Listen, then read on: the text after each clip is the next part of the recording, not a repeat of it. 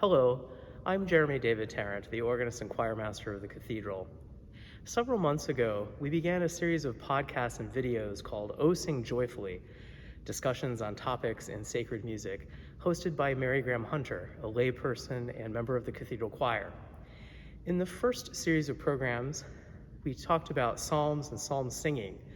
And in this next series, Grahame visits with members of the Cathedral Choir and a cathedral community about hymns that occupy a special place in their lives. So please enjoy. Hello and welcome to another episode of O Sing Joyfully. This is the first episode of a series we're going to be doing about hymns and our favorite hymns and the hymns that are important and special to us. I'm Mary Grahame. I am a laywoman and choir member at the Cathedral Church of St. Paul in Detroit, and I'm here today with Jeremy David Tarrant, our organist and choir master, and Jennifer Hart. Hi, Jennifer. Hi. How are you? I'm good, thanks. Thanks for having me. Of course, it is so lovely to have you with us and to have you as our first kind of interviewee for our new series. Can you tell us a little bit about yourself? Sure. I'm a member of the choir, and I am not from Michigan. I'm from Western Kentucky, which informs the hymn that we're going to talk about today a little bit. And I came to Michigan to teach at Wayne State. So I'm a professor at Wayne State in the history department. That's great. And what hymn have you brought for us today? Yeah, so I asked to talk about "This World Is Not My Home," and that's it's an old hymn. It was my grandfather's favorite hymn, and so I didn't know it growing up. It wasn't in the kind of new Methodist hymnal that I grew up with, but it was something that my grandfather often requested that I sing for him, and so I came to learn it over time. All right, we are going to take a quick moment to listen to it. Right now, we've got a recording. So, that's "The World Is Not My Home." I feel like we should start with your grandfather then, since this hymn is so tied to your relationship with him. Can you tell us just more about kind of that personal history? Why did he love it?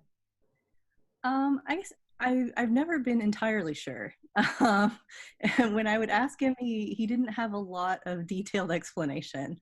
And I was, the first time he asked me to sing it, I thought, that's fine. And I'm happy to do it. And I thought it was just another old hymn that he grew up with. And that was one that he remembered. And so that's what he liked. And then he asked me to sing it at the kind of end of his life, when he and my grandmother were being honored by their church, and they knew that things were wrapping up, and he asked me to sing it then, and I was really upset actually, because the text, if you read the lyrics, they're a little bit, they felt in that context like it was giving up, like he was giving up, right? This was a sign of him kind of giving up and being ready to go, and it felt hard to sing in that context. But the more I thought about it, the more it seemed that it said a lot about his relationship and his understanding of faith and his relationship to the church, and that and I think the way you can interpret it can go very different ways, right? The way you can interpret the text, as indicated by my own response to his request to sing it, can go really different ways. But I think it was a lot about his journey, and it reflected in many ways. So he grew up very poor. His father was a sharecropper. And it's like Little House on the Prairie poor, right? They got oranges and peppermint sticks for Christmas, and got malaria as children, and all kinds of difficult things, and in very rural areas in Western Kentucky, and his family was from that general area. And I think a lot of what the text is about, and as I reflected on it later, the more I got to understand about kind of the difficulties of living in that era, living in that time period, and living with that degree of poverty in a very rural area, and thinking about what the kind of insecurity that everybody had, and the need to have faith in something else, and a need um, to be in some ways kind of disconnected from the world, not entirely, but not to invest so much energy when everything's really insecure and things don't really feel great. Having something that's not of this world that you're connected to, I think, can be really powerful. And so I think for him and for people like him who had a lot of perseverance, I guess, in the face of some really difficult conditions. This song and many songs like it, there's many of a similar era that are enjoyed in similar ways, like Lily of the Valley and many others that evoke a sort of idea. I feel like the idea that we need something that's not here to hold on to is something that many of us who perhaps, certainly me, who perhaps did not quite appreciate that sentiment as much within the last 6 months or so, I've suddenly gotten a real crash course in understanding.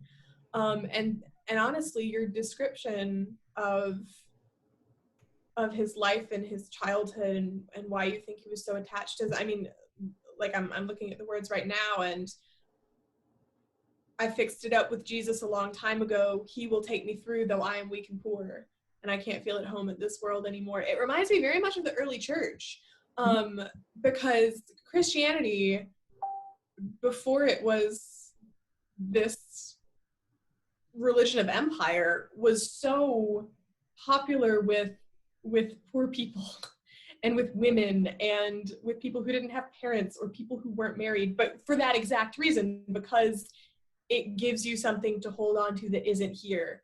And I think that's, I certainly have some friends who are religious but who aren't Christians who have asked me, like, why are Christians, like, why are you guys so obsessed with death? Like, why are you just kind of like chill about dying when you don't necessarily have to die right now? Like, why don't you fight for life more? Which I think is oftentimes a very reasonable question. And I think that it comes out of kind of a twisting of this early understanding of Christianity, of like the idea that the world, this isn't all we have, is a good thing. Mm-hmm. Because Lord, if this was all we had, that's not good news. And we are ostensibly supposed to be about good news. So right. And I think you hear kind of the resonance of that in a lot of early like bluegrass songs, for example, and the music of the South, which was also connected to the music of slavery, and the similar kinds of, even if it's not religious, similar kinds of notions about kind of longing for death or thinking about somebody who died, or thinking about a better life, or imagining a better life beyond these shores. That kind of longing and hope, I think, is really powerful. And it does sound depressing. Like if you try looking for a bluegrass song that doesn't talk about death or dying, and you're hard pressed. But it's I mean, I think it's so central, and I think for many people, or at least for some people, that kind of story can be easily twisted, right? Even today, and I think that for many people, it becomes an excuse to disengage from the world, right? So sometimes we hear this kind of critique about evangelicalism, right, or evangelical Christianity, that this appeal, like, it's all about heaven and the earthly and the kind of what's beyond, and what's in our heavenly reward or whatever, right? And so that if you just focus on your relationship with God, that's all that matters. I think my grandfather didn't think that way at all. He and that's part of why I think it's so interesting that this is his favorite song, or was his favorite song, because he always very much believed that you were compelled to help others. And commanded, as it were. Yes, in fact.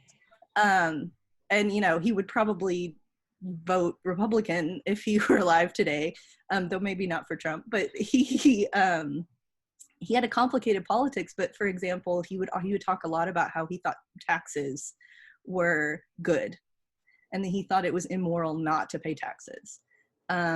He because he understood that some people are disadvantaged in society and need help. Mm-hmm. And he thought that he would frequently say that people who were poor were the hardest working people that he knew. And so narratives about poverty and laziness were just ridiculous to him, because he grew up poor. He knew what it was like to be poor. And he was poor. My grandparents were very poor when they first started out. And he knew how hard they worked. And he never took for granted the like pull yourself up by your bootstraps kind of narrative. He never, you know, just because he made it, he was ultimately quite successful in his career and became a leader in the community and was the vice president of the local telephone company and, you know, whatever. He did all these things, right, and got a little college education and graduated from high school. But to him, that was never an excuse not to grant the same kind of grace that he had received to other people. So he didn't see himself as an exception. Mm-hmm. He saw himself as lucky and thought that his faith commanded him to do the same for others. And so it's really interesting when you think about the words of this hymn in relation to that, I think, because it doesn't sound like that at all. Right? Right. But I don't think that was ever how he interpreted it. I think for him, it was that he knew, because he lived a life of faith, that in the world, that he knew that he was going to go to heaven. Mm-hmm. And he knew, and he was looking forward to seeing all the people there and to not having hardship and not, right. He knew the struggle was necessary. And was kind of part of what it meant to live in the world, but he knew this was coming. And that was special to him. Yeah. And it especially, I mean, what you're saying about the idea that there's a hereafter, and that we have some kind of knowledge of that, and that there are people, I mean, there's a line in the last stanza, I hear the voice of them that's gone on before, which certainly sounds like, you know, what we in the Episcopal Church love to call the communion of saints, which is that we're not alone. Like, Christianity is not hindered by the bounds of time, and the people who have come before us still touch our lives, even if we do not currently exist on the same temporal plane. And it's one of my favorite things, really, about Christianity. And it seems like this hymn has an awareness of that. And I do see how, kind of, you know, from a first listen, it can sound a little bit like, peace out, you know, it's really time to go. Yeah. Which is, dear listeners, why we're playing it for you at the beginning, and then we'll play it again for you at the end, so that you can listen to it kind of with all of this context. Well, the pacing doesn't help that either, right? It's a little bit celebratory in its composition. I like to call it the "What a Friend We Have in Jesus" effect, which is that if you listen to, I did not grow up singing the traditional tune of "What a Friend We Have in Jesus." I grew up with a much slower tune, and I think that sometimes kind of the traditional tune of "What a Friend We Have in Jesus," for me at least, obscures. There's great stuff going on in that text. Right. And I'm sure that that's not the case for everyone. Yes. There was a minister when I was growing up who used to insist that he didn't like people to sing hymns to familiar tunes because they were popular, or because he liked them, or because they liked them, because he thought that kept them from listening to the words and thinking about the words. And so he felt that people were just singing things because they were popular songs. They were songs we all grew up with, right? Those, you know, people who grow up in the church, but I think especially people who grow up in rural areas where the church is so central to your life and to local culture. It is everything. I mean, in the South, religious songs and hymns, many of them are also secular music in certain ways. I mean, they're played by bluegrass bands on secular stages, not just in churches. And so, that I think that's really interesting. That was always really interesting to me, and people hated him for that. But like, they got really upset because he always made them sing songs they didn't like, or sing the words to tunes they didn't know. But Jeremy, you should pull that out the next time you give us the hymn and you pick the lesser known tune in the hymnal. You should be like, well, hey, listen to the words. Well, yeah, I mean, it's a very good point. I think we've even had, and maybe we'll talk about them in subsequent episodes. Some very well-known texts that we've done to different tunes for one reason or another, and it's always amazing how you come away with a different feeling or understanding of the text just because it's wearing different musical clothes. And sometimes, the musical clothes are so different from one another. We sing, for instance, in the cathedral, the text, "There's a wideness in God's mercy." We actually sing it to a tune by an English composer, Maurice Bevan, and it's so unlike the tune in our hymnal. That very square, "There's a wideness in God's mercy." And so putting it with different musical clothes, yeah, it's a great exercise in many ways.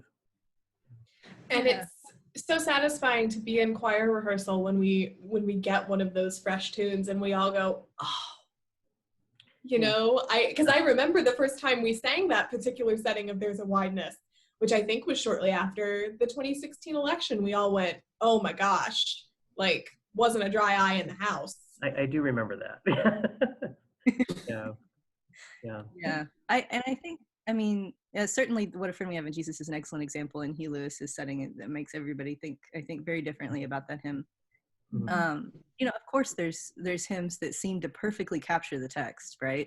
That I think you couldn't possibly ignore what the text means, because it so perfectly fits. But I think for a lot of these early hymns, especially, and hymns that were associated with the kind of small church, tent revival, rural Christianity of large parts of the South, which isn't to say they're not sung elsewhere too, but they're just really associated with that. I think for people who grew up in that tradition, they're often sung at a really high pace, and they're sung, or a really fast pace, and they're and with a lot of gusto, let's say. And that's fun, right? It's really fun to sing, and those of us who grew up in that, like, it's fun to do it again, right?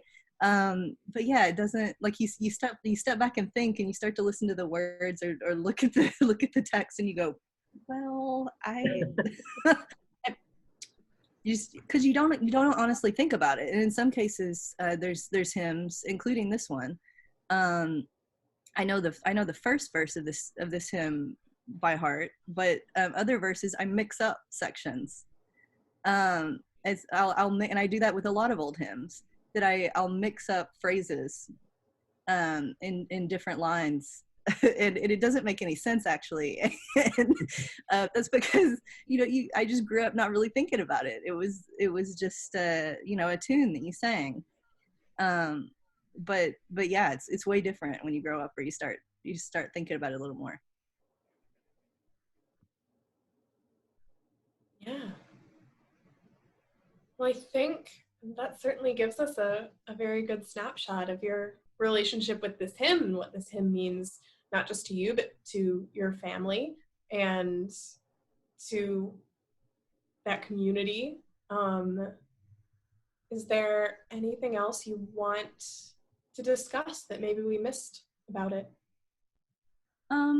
I don't know about this hymn in particular. I would just encourage people, if this is not a hymn tradition or a group of hymns that you're familiar with, to really look at them. and explore them and learn them. There's some really beautiful hymns that are often never published in contemporary hymnals. They've been removed over time.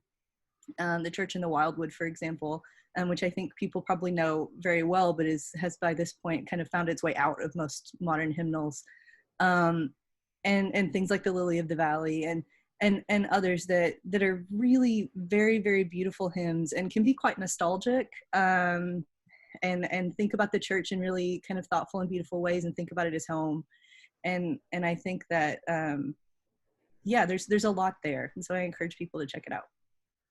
Mary Grahame, when we were talking about this, I pulled up some information about this hymn because it was not one that I knew, and we're going to hear it on the way out, I think, too. But it's interesting. It's as the format in which we know it, and the one certainly that Jennifer would have grown up with. It appears that it was written or arranged in this format by a composer named Alfred Brumley, who was born in the early part of the 20th century in Missouri, and he spent his entire life in Missouri. He sang with a lot of groups, and he attended. He taught singing, he taught music in schools in the Ozarks. Oh. And then it appears that he wrote a number or made arrangements of a number of hymns like This World Is Not My Home. Probably ones that he sang with various groups. But he actually established his own publishing company.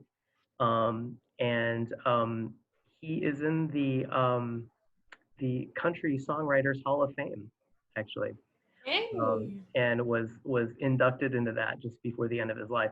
But he wrote over 800 gospel and other kind of songs during his life, so he was very prolific. And I think the other interesting part about this is that the way in which I think Jennifer encountered it as a young person was in actual shape note notation. And we sometimes think that just because it's like that that comes from the Southern Harp tradition. Well, actually, shape note notation was used, in other publications. It's not just for Sacred Heart. So so it's interesting. Yeah, a lot of hymnals and hymn books in that part of the 20th century were still being, many of the songs still being published in shape note. So yeah, it's part of the great tradition of singing together, right? It's this part of this great Southern tradition, I think, of kind of collective singing and also kind of regional connection, right? I mean, so like where I'm from is very much connected to the Ozarks and to that part of Southeast Missouri and Southern Illinois and Northwest Tennessee, and that whole region was connected, and people moved throughout that whole region, and they listened to radio, and so people like Alfred Brumley's, various singing groups would have performed on radio, and that radio, those radio shows would have been broadcast across the region, and people would stop and listen, right? And it was, in many cases, one of the few pleasures that they had in the course of a day. And so, if you hear people like Johnny Cash or other kind of famous people who also grew up in a similar circumstance talking about it, they would talk about that a lot, and they would talk about also the kind of connection and the relevance of shape note in their lives, and the important role of singing that a lot of people had in their homes and their churches and other places. So. Dear listener, if you are not familiar with shape note notation or shape note singing, I think we would all urge you to go do a quick internet search. And it's a form of notation that is slightly different from the 5-staff round note that a lot of singers are used to, but it's just a fantastic tradition, and probably the best known shape note hymnal in the States today is the Sacred Harp.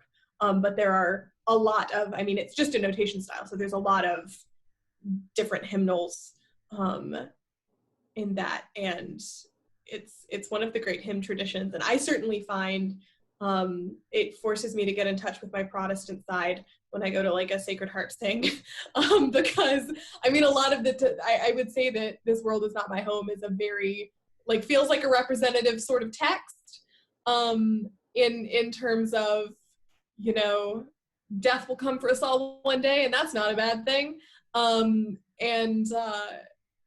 But even personally, you know, when I might not agree with all of the theology of whatever hymn I'm singing that someone's called, I do like to say that I do agree with the theology of people in a room singing together, which I think is just so integral to this tradition in particular. Yeah, and it's Shape Note is all about teaching everyone to sing, Yeah. right? That it was to democratize choral singing and the ability to read music and sing in parts. And so it actually the only place in the country that the only continuously celebrated shape note singing that uses the Southern Harmony shape note book is actually in my hometown. And it's the oldest and longest kind of continuous. It's called the Big Sing. So that's something that that I definitely grew up with in church and maybe didn't always know as much about because it wasn't as popular by that point, but kind of knew it passively. But it was still going on, and it was still a kind of vibrant tradition. I'm so glad to see it being revived now.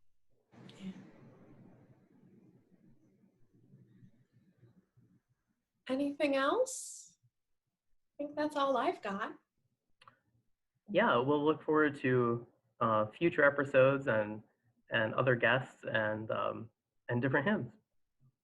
Yeah, so we are gonna play This World Is Not My Home for you one more time on our way out. But before we do that, please remember you can always get in touch with us. Our email address is music@detroitcathedral.org. DetroitCathedral.org is our website. We're on all of the various social medias, the Facebook, the YouTube, which you probably have found if you're watching this. We have a podcast. If you're listening to this, you've already found the podcast. So feel free to go. If you go to our website, you'll find links to all of those various socials. Thank you, as always, for watching and listening. We will see you next time. Thanks very much.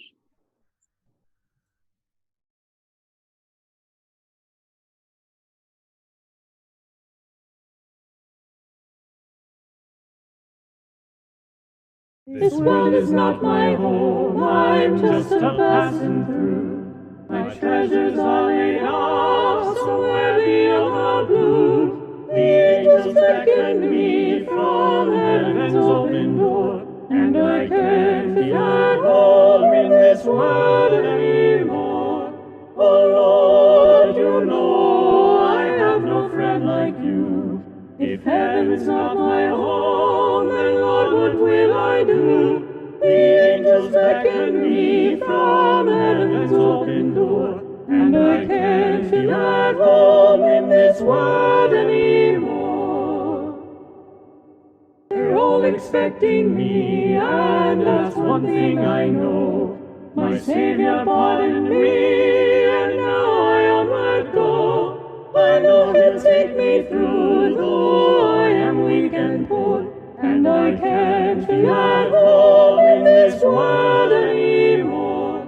Oh Lord, you know I have no friend like you. If heaven's not my home, then Lord, what will I do? The angels beckon me from heaven's open door, and I can't feel at home in this world anymore.